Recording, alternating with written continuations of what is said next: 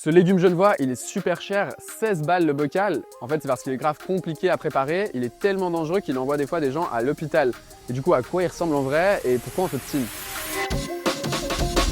Salut, moi c'est Judith, j'ai passé plus d'une année à travailler sur le cardon argenté épineux de plein palais à l'Épia. Viens, je t'explique. Le cardon genevois, c'est une plante qui visuellement est assez impressionnante. On peut que le remarquer quand on passe à côté. C'est vraiment une grande plante, assez majestueuse. Il peut faire jusqu'à 1,50 m.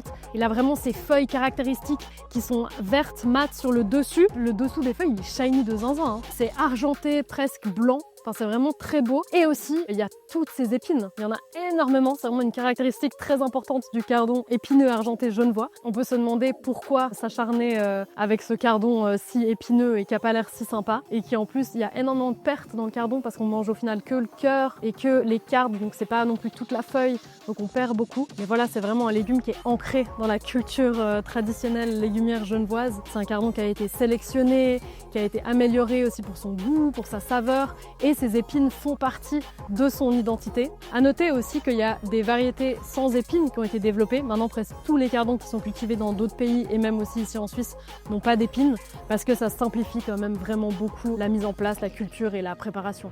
Et quand je te disais que le cardon peut t'envoyer à l'hosto, je rigolais pas. Une personne qui a participé à la récolte et la préparation des cardons Judith a dû aller aux urgences pour se faire retirer une épine de la jambe.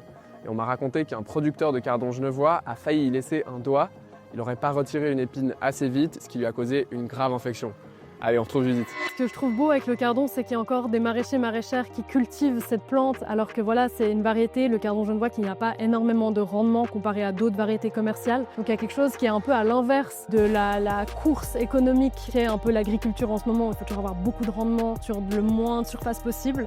Et il y a quelque chose presque un peu d'anticapitaliste là derrière. Et à l'inverse, il y a aussi le fait que le cardon, c'est quand même un légume qui du coup est cher, parce qu'il demande beaucoup de préparation, de manutention, sa culture est longue, etc. Donc c'est aussi des personnes avec un certain revenu qui peuvent se permettre d'acheter du cardon. Mais encore une fois, c'est beau de voir la valeur qu'on accorde aussi à la nourriture et qu'on est quand même prêt et prête à payer un certain prix pour avoir un légume qui est cultivé localement, aussi avec toute cette histoire voilà, du cardon. Et c'est chouette de voir que les jeunes générations aussi sont toujours attachées quand même à ce cardon. C'est quelque chose qui se fait encore beaucoup, le gratin de cardon à Noël. Et c'est chouette aussi qu'il y ait cette histoire-là qui perdure et qu'on continue à manger du cardon.